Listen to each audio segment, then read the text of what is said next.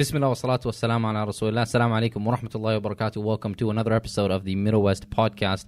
I'm joined today, I'm your host Thaqib Musa, and I'm joined today by my co-host Assad Hussain. Assalamu alaikum. And our very special guest, we're in Oldham today, Oldham. We're joined by Mohammed Yusuf. Assalamu alaikum wa rahmatullah. Assalamu alaikum. So thanks for joining us. Mohammed Yusuf is a hafiz, mashallah, and he's a qari. And it being Ramadan, we wanted to talk a little bit about what it takes to become a hafiz, what the journey was, and kind of go into the life and lives of Mohammed Yusuf. Harry Potter reference there that nobody cares about. But also talk a little bit about masajid in the UK, how they do taraweeh, and what that kind of involves.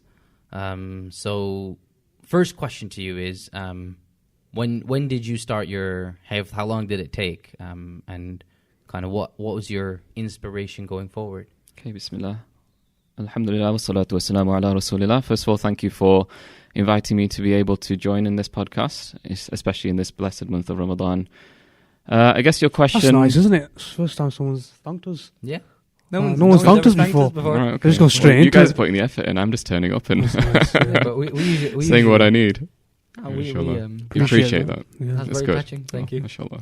Should we end it now? That's it. We're very happy. So yeah, I guess for a lot of children from Asian families, or even Arab, or I guess I shouldn't necessarily say that, but a lot of children start off their Islamic education by going to a madrasa, and I was no different. In that after school... was this a jihadi madrasa? In respect to the physicality of things, is that what you mean? Mate, there's no thinking about that. You're supposed to Yes say or no no. and move on. It's not jihadi. I mean, yes, it was a struggle being there at times because of the physicality of things, but no, in the modern sense of jihadi, absolutely not. But yeah, as most children do, after school, they kind of shipped off to a madrasa to kind of parrot fashion, be in this group of other young children, learning about the deen. And to be honest, it's a very fun time. It's a time when you can kind of connect with your heritage. You're with people from a similar background who can maybe identify with being at school and feeling a little bit different, and then come to a madrasa and feel like you're part of a society. Like you're all praying together, learning the same thing together. And get beaten up together. Getting beaten up together, exactly. Although towards the end of things... I think that actually builds a sense of community as well. The beating up. Yeah, the beating up. You know how your brother, your fellow brother in Islam feels when he gets chokeslammed across the room and stuff like that, you know what I mean? This is my experience, I'm speaking from my experience. I have got chokeslammed across the room. So when it said if a limb hurts, then your limb should hurt, it was like a It's literal limb. If one day, let's say on a Monday, I get slapped across the face, or I get hit with them racks that you put your Qur'an on. The riyals. The riyals, yeah. I get hit with one of them. And then the next day, it happens to my friend again. It happens to him instead of me. I can empathise with him. Mm-hmm. So it builds that connection between us. Yeah. And that's like... Also, you've got kind of the same imprint of the riyal on your faces, Yeah. right? So it's like a tattoo. Yeah. It's like a branding. You're all part of the same not biker bank, Hafiz gang. I think... I think we're all kind of bringing out different parts of our upbringing. How old were you when you started? So you normally start off when you're about 3 or 4. You start off with your, what they would call a takti, do your alif ba, learn your alphabet. And then slowly as things progress, you move on from learning your alphabet to learning phrases. And then you start off by your nazira, recital of the Qur'an. So that's reciting the Qur'an by looking inside, exactly. Because you've just about learned the alphabet, you've just about learned how to recite. The Molvi or Molisab or teacher would recite the ayah, and then you, as a group of children, would repeat afterwards. So it's a very kind of like jolly, fun time to be a part of a group of children. Yeah. Okay, alhamdulillah. That doesn't sound bad at all, yeah. Yeah. And that's the thing though. A lot of times, when we think of madrasa, it goes down that kind of Haqqani network, Afghanistan. Everyone's getting. I don't think anyone thinks that. No, but you definitely think like it has a. The word's been taken up by other people, by other connotations. Because really, madrasa just means school, right? Yeah. So, but how? So when did you start your? So you did your nadra. Well, I'm assuming around age 9 or something. Yeah. So normally, most madrasas around the UK follow this kind of strict routine in that you complete your nazira over maybe 4 or 5 years, and in conjunction with that, you'd start learning Urdu or start learning a little bit of Arabic. You'd learn the basics of fiqh, of hadith, and just what you need to kind of live your day-to-day life. I'm assuming from your faces that was a similar experience for you. But yeah, normally that tails off towards the end of primary school, so kind of age 9, 10. And then you've got to make the decision, or the decision's made for you, of whether you want to carry on or whether you just want to focus on your secular school education. But this was all your kind of... this was all after school for you for now? After school, yeah. Which is the best way. I guess there's different ways of doing it. Kind of, you've got the traditional way of going every day after school, or even before school for a couple of hours. I guess the trend nowadays, because schooling is becoming a bit more challenging for people, is to have a teacher come to their house and spend a couple of hours, maybe a couple of days a week. They've both got positives and negatives. Obviously, if you're within a group, the personal connection you'd have with what you're learning maybe is a little bit reduced. There's a sense of competition as well amongst the other students. Yeah, I guess, and that's a good thing, I guess, from my perspective. I'd say that's probably a good thing. But then maybe if you're reciting with somebody alone, you'll have the better connection with what you're learning, but then you don't get to meet other people and just gel and bond with others. It's school versus private tuition, isn't it? Exactly. Because I've always only had private tuition, but I'm a bit soft. So Rich boy. I think one teacher hit me once. Where are you from again? And Pakistan. Oh yeah. Yeah. Oh, that's We'll nice. have to refer back to episode 1. No, but I was episode 0, the pilot. 0, sorry. But I was in Saudi, so it was obviously cheaper than here. I'm assuming here it's probably quite expensive to get someone private. But I was never I got beat once and I cried and we fired the guy. So I've not been... It's a rich boy on text. Probably should just put a disclaimer out, things have changed. Madrasas after the noughties and very recently don't use physical I don't think any violence of them do. Well, some of them do. to teach people. There was a case in my town where the imam 2 years ago, he got caught, but he didn't get caught. A kid complained to his mum that he got beaten by the imam, and then they did an investigation and they found that the imam had beaten a lot of kids. Like every other imam, he's in prison now for 4 years. I remember I'm not going to say the city now, but in 2015 or something, basically I was at a lecture. I just happened to be there, and the imam was basically, I think they'd had some parents had complained, so he was really upset. So he basically, after the khutbah, he was just saying that you lot trust your kids to you. So, we should beat them and it's good and you shouldn't be stopping us. And then I think he said something along the lines of he was going to beat any parent who tried, but I think he got fired a week later because I never saw him again. But to go back to your journey, so you finished your nadara and then was it kind of pushed on you to become a hafiz, or? So I can't really remember this story, but my dad tells me it quite often, in that I was in the Nazarah. This is brainwashing. In the Nazarah class, I don't know. I can't really remember it, but my dad tells me, I maybe want to there's do some it. kind of spiritual blackout that I had at that time. You were really into it, yeah. Maybe it was a physical blackout after a rail hit you particularly hard. So he says that one day our local mufti came to my dad and said, Muhammad's maybe got a passion for reciting the Qur'an and learning the Qur'an, so would you consider him to go into the hifz class? So my dad said, it's not really up to me, it's up to Muhammad. I'll ask him, see what he thinks. If he's happy and game for it, then he can join and we'll see how things go. So he comes to me and asks me, do you feel like you'd want to do it? And I seemingly say to him, I want to do it and I've already started. So... this is unbeknownst to me. Had you actually started? Yeah, he said. Supposedly, what I said was I had listened to the mufti reciting whilst we were in class, and just by listening to him, I had potentially memorized some of the Qur'an, which, alhamdulillah, is a massive blessing. Well, you're a dentist, so your memory already needs to be for both for the hifz side and the maybe kind of. I guess so. Symbiotic, helps each other. Learning how many teeth there are and remembering that is ideal day to day. Yeah. So when I started my hifz class, it kind of was in conjunction with starting year 7, which felt quite iconic to me because I was starting a new school, starting a new class, and it was kind of a new direction in life. And I guess when you start secondary school, the fun and games of primary school stop and you have to be a little bit more serious. And I think that then translated into hifz class as well. I didn't get the memo. I think it started for me in college. So when did you...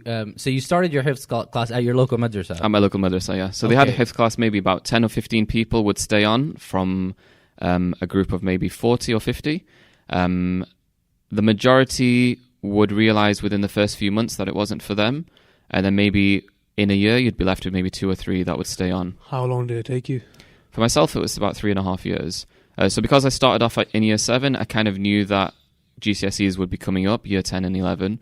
So it's not ideal to have them both in conjunction at the same time. So it's just pushing yourself to finish before that time, which alhamdulillah worked really well.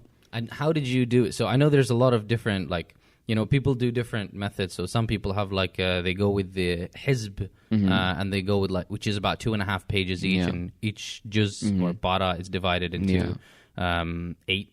So what did you do? Did you do like every other last page or? Yeah, so when you start off, obviously it's something fresh for you. Your ability of memorizing might not be that great. So I probably started off learning about a quarter of a page, like maybe 2 or 3 ayat, really not that much. And you started straight, Surah Baqarah? Surah Baqarah, yeah. So yeah, as you say, a lot of people do it very differently. They'll start from the back, maybe complete the last juz, and then start from the beginning, or they'll literally work their way back from the end of the Qur'an. But I start from Surah Al-Baqarah, learning about 2 or 3 ayats a day, and then as time progresses, your ability of memorizing enhances, and then you can start learning a little bit more day to day, and then by the end, maybe was pushing towards maybe even a couple of pages memorization a day. Was there any point in which you'd see your studies as same as high school?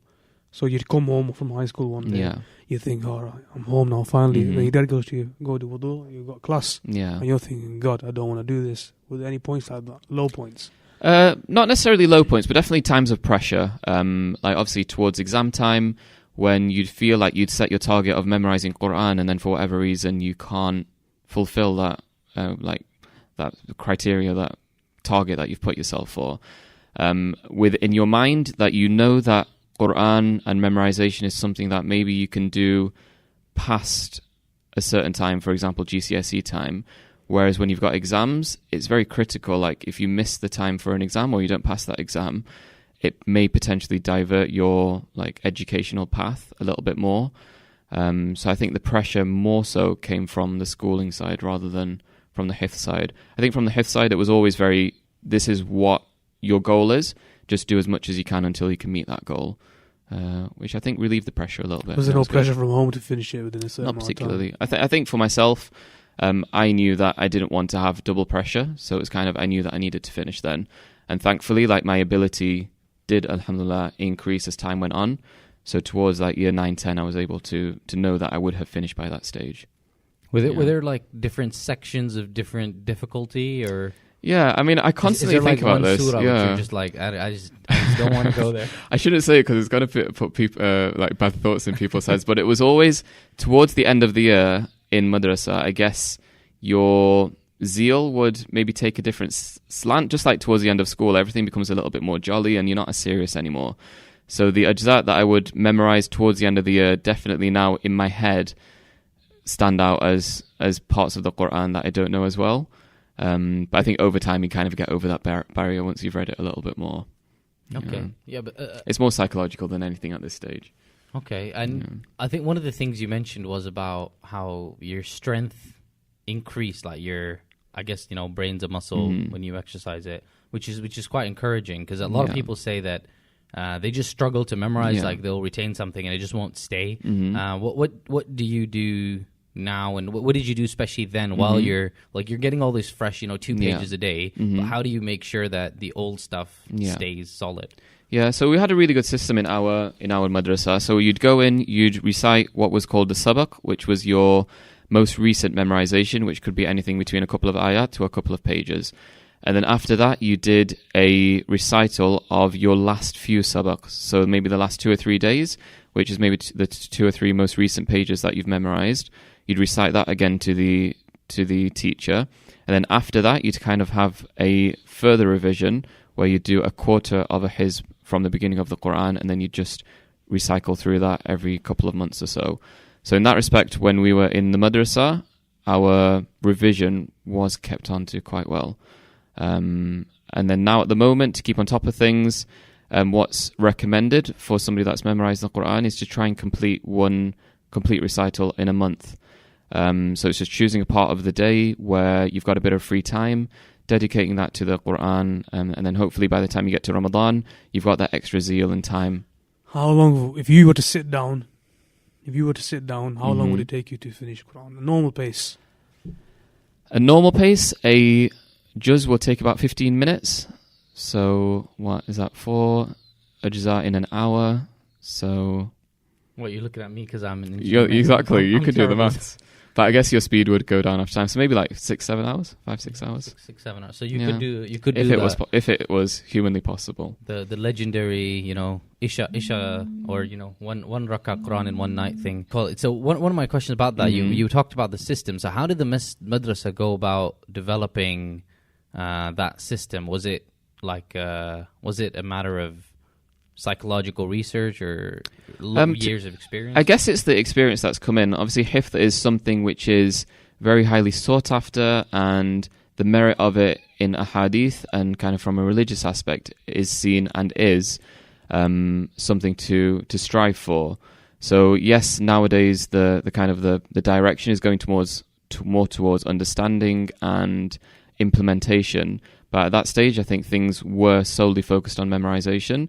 So because of that, their system of kind of memorization and then revision was kind of to an extent where it couldn't be questioned. It was a really solid system. But I guess it just came from experience. In religious communities, memorization is seen as like the gold standard, and then understanding and implementation potentially comes after that. Do you think that's a problem, though? It's a balance. I mean, we were talking about before, obviously we're in Ramadan at the moment, and Ramadan is a time of the Qur'an where we want to increase our connection with the Qur'an. And obviously it is a book, so the main way that you would find connection with any book would be to read it. So it's just about getting that balance between, do I want to finish a completion within Ramadan, not necessarily focus on the translation, or do I want to go to the flip side of maybe just dedicating myself one surah or one ayah or something very small throughout the whole month and just make sure that my understanding is as good as it can be. And I think, in a way, they're both extremes. Because we want to recite the Qur'an, we want to recite as much of it as we can, but then at the same time, we do want to dedicate a little bit towards understanding. So it's just about personally finding that balance between you. I think, Yeah. do you think that we've put too much emphasis on ritualistic acts? Definitely. So Ramadan, the Imams will want to finish Quran on the 27th night. They'll want to read fast. Yeah. They'll want to... most of the Imams in the UK, the Indo-Pak Imams, don't really understand what they're reading.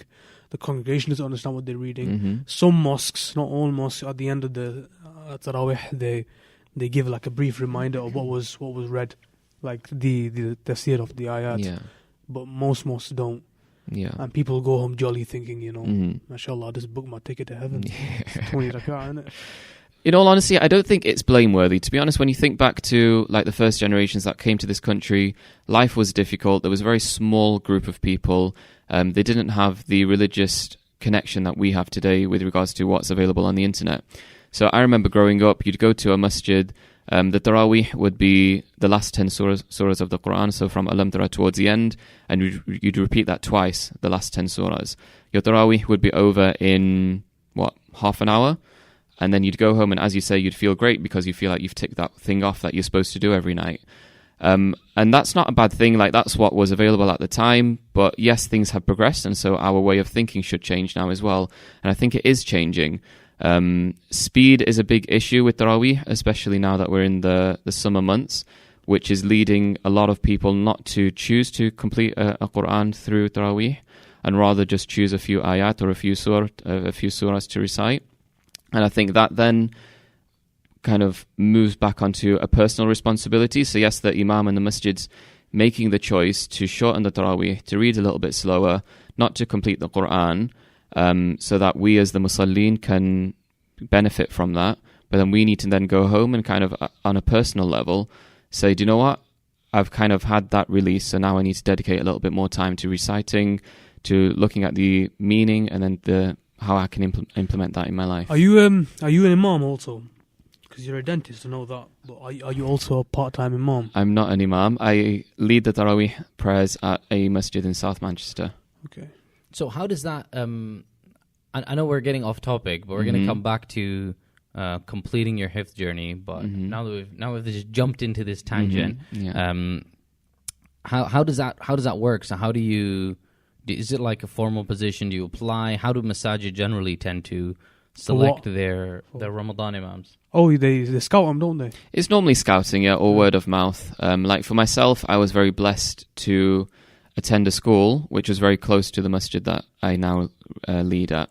And that was at the stage where I was completing my hifth as well. So as soon as I completed my hifth, it was kind of just assumed exactly that I would lead there. So when you went to uni, yeah, I think in Sheffield, you were leading there as well.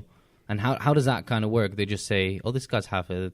I guess so. Yeah. I mean, if the willingness is there, I think there are a lot of huffaz around. Like even in my masjid, I've led there for the past few years, and there are a lot of huffaz who could potentially lead people in taraweeh.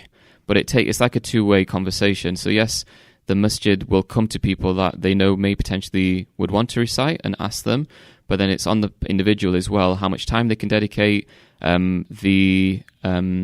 their ability to recite as well. I was going to say their bakkanas, but I don't know how how to translate that. how solid the Qur'an is. That's a good way of saying how solid the Qur'an is. And yeah, I guess that would gauge as well whether they'd want to then put themselves forward. So I think it is a two-way street, but it is a lot of scouting as well. Okay, yeah. And do you think how do you manage that in terms of your, like, especially with your, like, every single day you're going to the same masjid, and you've got work and stuff, so you need to, like, your Ramadan life pretty much rotates around that. Like maybe your family can't do as many iftar commitments and stuff like that. How do you balance? Did you go every single day, or do you have like this Ramadan must be really hard for you? Yeah, I mean, it's been slowly progressing over the past few years because obviously we were at a time on the other side of summer, then we've gone into summer, and now alhamdulillah we're coming out of summer. So I think routine wise it's been pretty set for the past few years, but as you say, it is a time where you have to kind of cut things out of your life. Social aspects mainly, because you've got work and you've got taraweeh. So no friends. No friends. Well, apart from us. It's one of those, like in the first few days, definitely not. And then once you start getting into the routine, then you're able to kind of dedicate a little bit more time to things. But it is, it's fortunate in that you can spend Ramadan in one masjid, you can follow the recital of one Qur'an. But I guess there's also benefit for other people in going to different masajid, listening to different reciters, and then having the opportunity to spend iftar with different people. So I guess it's just about getting that balance again. And how does that, like, how does your day look like? So do you stay up till suhoor 4 a.m. every day? At the moment, there's not that much time. So by the time you get back from taraweeh, you've rested a little bit, had something to eat. It's time for suhoor. Have your suhoor, alhamdulillah, with family, which is a blessed thing in and of itself. Which I think a lot of times we don't appreciate. Like we wake up and we kind of go through the motions, half asleep, half awake, half alive, I should probably say, eating and then kind of leading our fajr and then going back to sleep again. But if you kind of step back and realize that you're doing something that you don't really do throughout the end of the year, throughout the rest of the year, there is like a certain blessing in that time. So then Fajr, have a short break, have a little rest, and then go to work. Work as a dentist is good because... When you say short rest, you mean sleep, right? Sleep, yeah. Okay. But I don't know, it's not the same kind of sleep that you'd get throughout the end of the year. Yeah. So it's broken, and you know that you've got to get up in a few hours. So again, your mind is in a different place. You go to work, and alhamdulillah, if you've got a workplace where they're quite lenient with your Ramadan schedule, like mine is, it makes things a lot easier. So I'm able to start later. With dentistry, you're sitting in one place, so exertion-wise, it's not as taxing. The main difficulty is falling asleep on the spot. Yeah, ideally not with a drill in your hand. But you realise the main thing is the talking to the patient, because obviously you see a patient in the morning, you see a patient towards the end of the day, your sugar levels will have gone down, but you still want to give them that feeling of feeling welcome in your place of work. So I think that's probably what gets to you more. And I guess most people would agree with that it's not the food or drink or even sleep. It's like the personal connections that you have with people. That's what becomes tiring towards the end of the day. Is it a bit of... one of the things I always find is, like, at my work, it's a standard workplace, but we have flexible timing.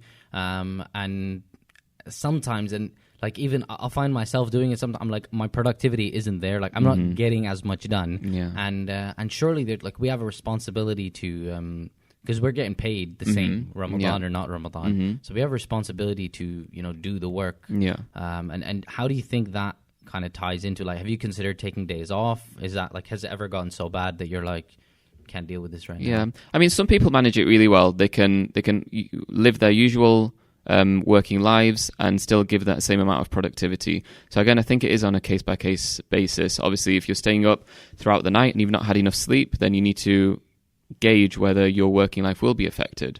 And if before Ramadan you feel like it might be affected, then it's just about speaking with your employer. Can I make any changes?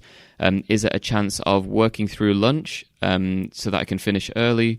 Or even utilizing your lunch hour, maybe to go to the masjid, or taking a little rest as well. So it's just about saying, okay, I still want to be productive, I still want to work, because obviously taking a whole month off work isn't feasible, and then just managing that accordingly. So yeah, case-by-case basis, but there definitely is a way for everyone to work their way through. And how do you manage it, like especially with the dentists in particular? Like you have nurses, who kind of rely on your schedule and all that. So, I mean, how do you manage that going, like working through lunch, for example? Yeah, alhamdulillah. I mean, at our practice, because we start later, the nurses appreciate that, the fact that they start later, and so they're able to work through their lunch. So again, not a situation that a lot of people will find themselves in, but for myself, alhamdulillah, it's worked well. And then even if that weren't to be the case, I guess there's masjids that you can go to for yourself that you can spend your lunch hour in, or to spend it revising or reading the Qur'an, or just taking a little rest, because that's important as well during Ramadan. And I think that's another key thing to point out, maybe as a little bit of a tangent. During Ramadan, obviously our sleeping routine is changed a little bit, or our day-to-day activities. And we kind of put the focus on like reading Qur'an and being at the masjid and doing those tick box religious things. But even, for example, going to sleep for a little bit can be classed as a form of ibadah. Like even if you're taking a rest, you can say, I'm taking a rest now, I'm going to sleep with wudu by saying my du'as before I go to sleep with the intention of waking up for taraweeh, so that I'll be fresh and able to dedicate myself to it. That's a nice loophole, isn't it? So everything that we're doing in our day-to-day lives, like even if you're cooking or cleaning or going to work, everything can be a form of ibadah. So we shouldn't take it as in we're not dedicating ourselves to Ramadan. It's just about changing our intention and how we view our day-to-day life so that it can tie into Ramadan. And then obviously that after Ramadan is something that we're supposed to keep on. So yes, we go to work, but it can be a religious act if we're doing it with the right intention. Very nice. Inshallah. Okay, that's I mean that's quite a good insight into the life of the imam during Taraweeh, because for us obviously it's very like after iftar you just go and there's just this guy who's leading. So a lot of them, that's the imam at our mosque. He stays after if he stays after Taraweeh till just before sahur, and he goes home, eats sahur, then he comes to Fajr. So most of the day he's in the masjid. Yeah. I mean, he's a full time teacher and imam, But no, that mashallah, that's great, and it's something that you can do. But coming back to your hifz story, so I know you talked a little bit about kind of as like you got into it in the school system. Now a lot of people don't at that age, and I think you finished your hifz what you were 15 by then. What did so you finished at your madrasa and went into leading? But I know you went to France as well. Yeah. So what was that about? Was that more like adult geared or? So I finished my hifz around 15, and then I thought it's time to dedicate myself to studies a little bit. So 15 to maybe 18 throughout college, I would go to the madrasa, but just maybe a couple of days a week to do muraja'ah. I just recite a quarter or a half of a hizb to my then teacher, just to kind of get into the practice of keeping it as solid as I hoped that it would be. And then that allowed a little bit more time to dedicate to studies, so that I wasn't too stretched on either side.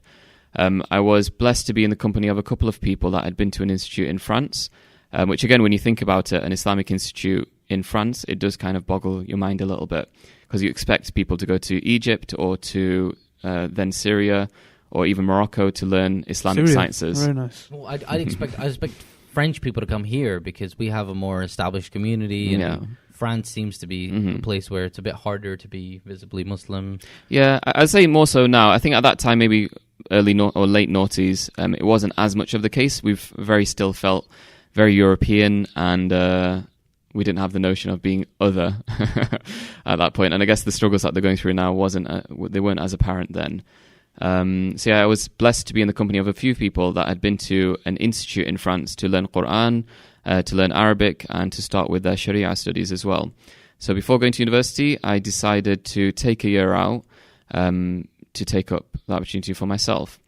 The institute in France, I guess you would say it's not very different from a Darul Uloom, which we have in this country, but it was kind of in the sticks, in the middle of a forest, in the middle of France. So completely cut off from like the modern world, which is a good thing for a person who's really wanting to dedicate themselves. 1 year you spent there? Just the 1 year, yeah. You never went outside the institute? We did go out, obviously. Okay. Did you have Wi-Fi though? We didn't, but towards the end of the year, they managed to get their first computer. So it was 2009-10, but in a practical sense, they were definitely just coming through the 80s with their first computer. Which again was a good thing because nobody was using their mobile phones. Was it based on books? All books, all listen to knowledge, and that you'd go to a teacher, they'd teach you something, you'd write it down, and then go away and memorize it and learn it. Which is an amazing opportunity. And if anyone does have the opportunity to kind of dedicate themselves to something, whether it's a year or a month or a weekend, it's really good to take yourself out of a routine or a location where everything's very set and like really push yourself in something which is very uncomfortable, because it's only when you're in a situation or an environment where you're very uncomfortable that you realize what's needed from you and how you can kind of push yourself on a little bit further. So I spent the year there. I was in an Arabic class, so I did the first year of Arabic just to kind of get the foundation levels. What books did you use? They kind of used a variety of different books to make their own syllabus. Okay. So I know people in this country kind of follow a certain textbook, but for this ma'had, this institute, because it had been open for a number of years, they had formed their own syllabus, which was good. And it shows kind of they were just kind of dedicated to it a little bit more. As well as that, I had the opportunity of being in contact with some great Qur'an scholars and some great Qur'an teachers. The ma'had, the institute there, was related to Sheikh Ayman Rushdi Suwaid, who is a prominent Qur'an teacher and scholar based in the Middle East. And he would come to the ma'had every year or so to have students recite to him and then give them ijazat, kind of a certification for the Qur'an, whether they were just reciting or whether they were memorizing as well. He's from Kuwait, isn't he? Quite, yeah. I think he's based in Jeddah at the moment. Okay. Yeah. So yeah, I guess being in contact with Qur'an teachers made me realize that there was a different way of viewing the Qur'an. Because until then it was all, this is a book, it's a heavenly book, a religious book. You've now learnt the book by heart and you're going to Heaven. Try and, inshallah for all of us, you're going to try and implement this book in your life. But I think going there, it kind of changed the way that I view the Qur'an, in that it was a book within itself came with a right and a responsibility to that book. Yes, it's made up of words, but each one of those words, as I came to realize, has its own specific way of being recited and has its right to be recited in that way. So if you don't recite it in the way that it's supposed to be recited, you're not giving that word or that letter or that sentence, and in essence the book, its right. So it's just a completely different way of viewing the Qur'an. So yes, we want to perfect our tajweed, but we're not doing tajweed for tajweed's sake. We're doing tajweed because the Qur'an deserves to be recited with tajweed. And again, that just improves, I feel, your relationship with the Qur'an, because you want to dedicate yourself to it a little bit more. Okay, and so you got your ijazah from there. Alhamdulillah, yeah. So was it... Your ijazah in? Ijazah in Hafs and Asim recital by memory. Okay, Hafs and Asim. So Hafs and Asim is the general one we use, right? The most common riwayah of the Qur'an, yeah. And there's some other ones.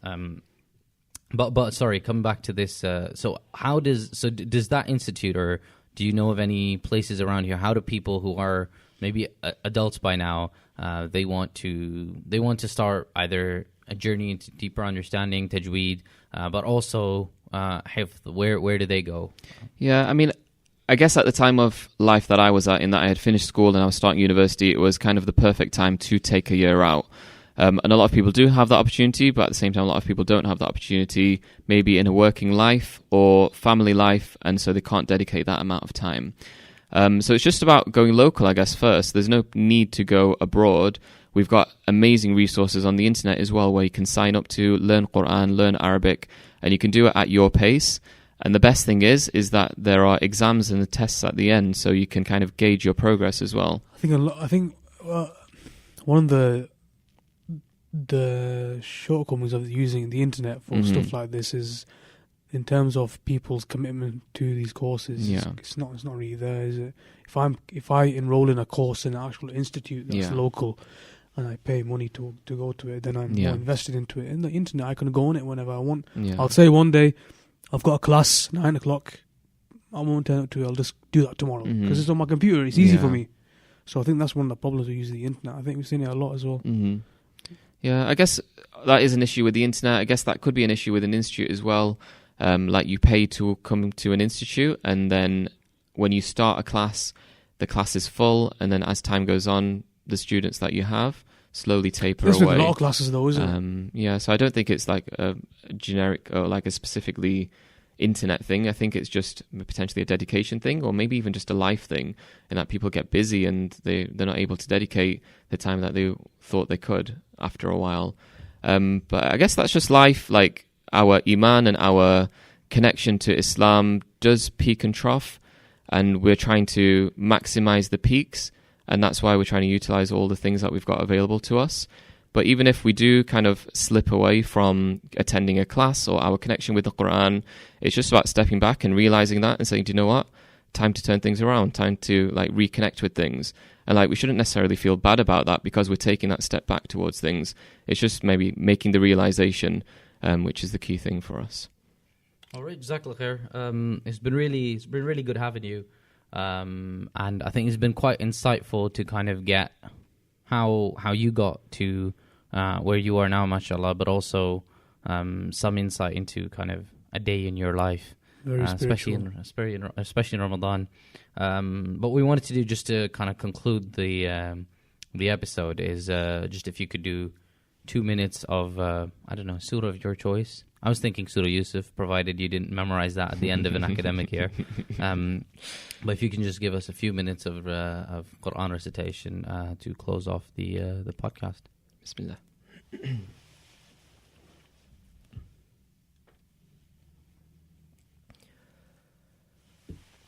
أعوذ بالله من الشيطان الرجيم فلما دخلوا عليه قالوا يا أيها العزيز مسنا وأهلنا الضر وجئنا ببضاعة مزجاة فأوف لنا الكيل وتصدق علينا إن الله يجزي المتصدقين قال هل علمتم ما فعلتم بيوسف وأخيه إذ أنتم جاهلون قالوا أئنك لأنت يوسف قال أنا يوسف وهذا أخي قد من الله علينا إنه من يتق ويصبر فإن الله لا يضيع أجر المحسنين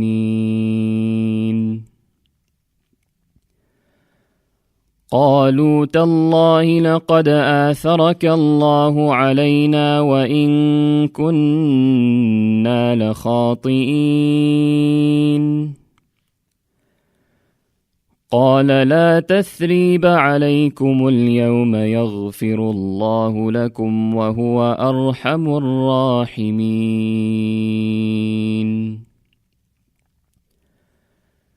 اذهبوا بقميصي هذا فألقوه على وجه أبي يأت بصيرا وأتوني بأهلكم أجمعين ولما فصلت العير قال أبوهم إني لأجد ريح يوسف لولا أن تفندون قالوا تالله إنك لفي ضلالك القديم فلما أن جاء البشير ألقاه على وجهه فارتد بصيرا قال ألم أقل لكم إني أعلم من الله ما لا تعلمون قالوا يا أبانا استغفر لنا ذنوبنا إنا كنا خاطئين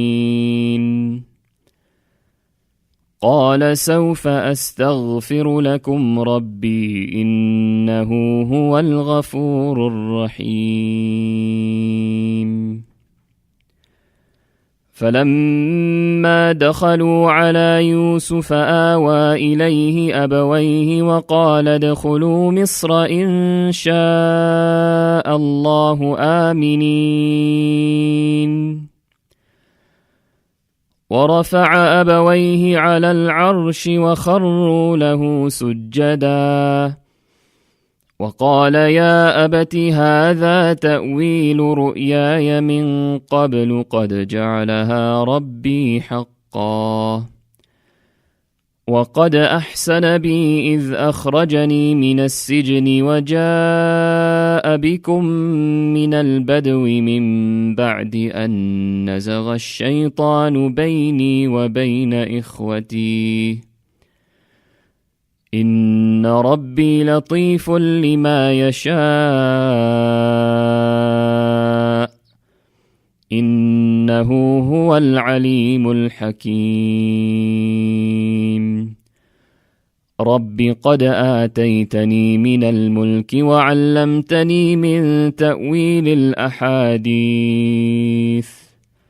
فاطر السماوات والأرض أنت ولي في الدنيا والآخرة توفني مسلما وألحقني بالصالحين.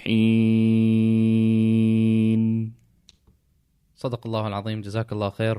As usual, you can subscribe to us on wherever you get your podcasts, iTunes, Spotify, Pocket Casts, Podcast Addict, Google Podcasts.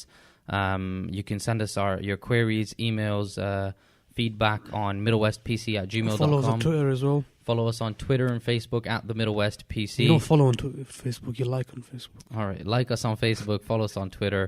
Jazakumullah khair. Assalamu alaikum wa rahmatullahi wa barakatuh. فلما دخلوا عليه قالوا يا أيها العزيز مسنا وأهلنا الضر وجئنا ببضاعة مزجاة فأوف لنا الكيل وتصدق علينا إن الله يجزي المتصدقين قال هل علمتم ما فعلتم بيوسف وأخيه إذ أنتم جاهلون